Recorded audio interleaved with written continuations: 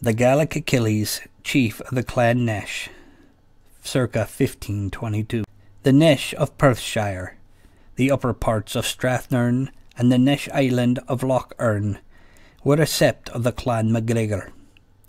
This clan's eternal enemies were the clan MacNab, or children of the abbot, better known now as clan MacNab. A final battle between these two families occurred as a result of continuous outrages committed by both sides. For decades, small war parties of the MacNab and Neish clans skirmished with each other over land.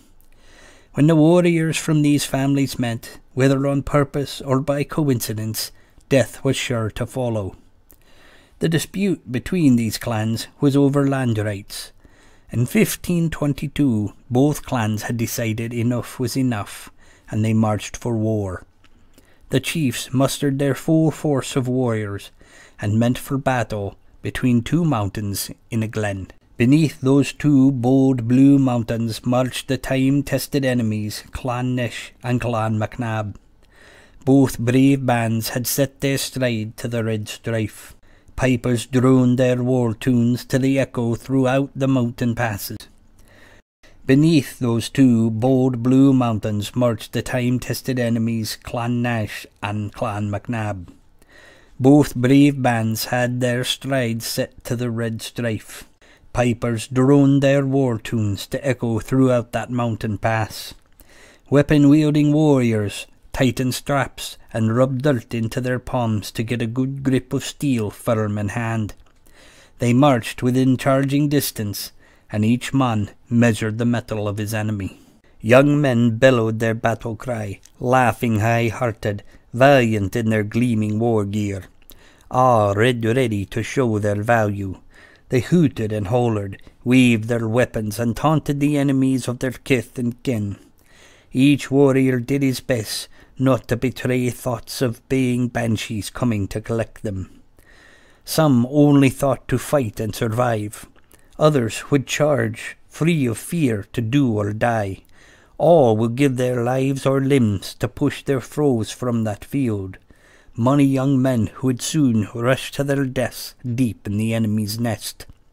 A few of them will earn the hero's name, and among those red-washed warriors even fewer would one day hold a remembered name. In these war bands there were old, seasoned clan heroes who would speak no wild words of valour or victory that day.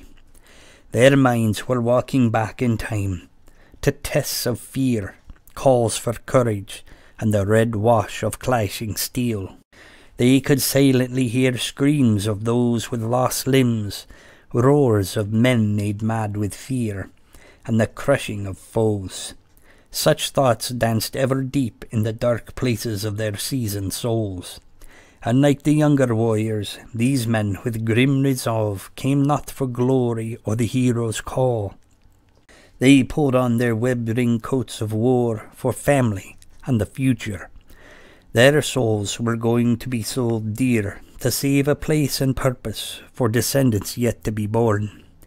These warriors were to be the backbone of the battle. When the young man boldly blasted into the weave of crimson killing and are hacked and hewed to pieces, it is the seasoned few that will keep the thick of the fight hot in its fury. When the Neish and MacNab came to the clash of steel and strife, those two mountains rang loud with the death and destruction. Men died in waves of red. Warriors boldly fought to their bitter end. Arrows flew fast from side to side, killing and wounding clansmen as they clashed. The MacNab, overnourished in numbers, drove destruction deep into the Neish ranks. Those clansmen battled on boldly, giving little ground, but paying the highest price. Their chief, an old campaigner with long grey hair and a beard to match, fought like a demon, killing MacNabs with every stroke. He was a large and valiant warrior, well versed in the sword test, a true legend in his own time. He had long ago made a name for himself with a devastating skill and dexterity with the claymore. This great Achilles mastered a unique great sword. His claymore hilt an iron ball attached to a slot along the back of the blade. This ball device would slide freely along the slot, so that when he made a chopping stroke, the weight would whip to the blade tip. The nature of this mechanism increased both speed and impact. The chief and his weird weapon had slain many MacNabs, but as more and more Neish clansmen also fell, it freed up foes to turn their steel on that mighty warrior. The great Neish chief battled with his back to a broad-based granite boulder.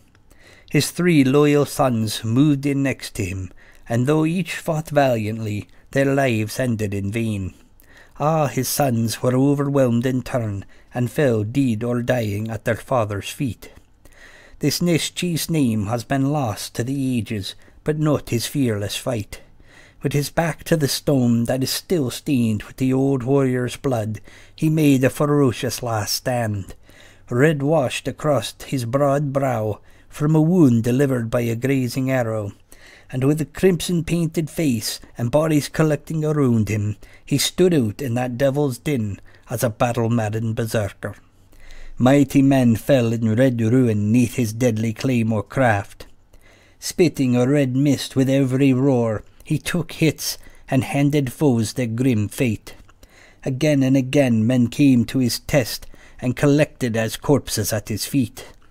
Covered in cuts and losing life's liquid, he wove a legacy of heroic deeds that day.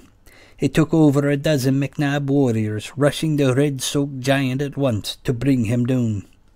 Before that mighty tiller of corpses was laid low, many foes fell to his dexterous sword-song. The Neish chief finally succumbed, claymore in hand. His huge body hacked and punctured many times over. The last of his blood poured out of him, and his life's light left.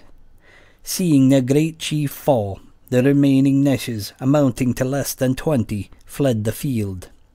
Though this Gallic Achilles' name has been lost to time, he is still remembered as the mighty chief of the clan Neish.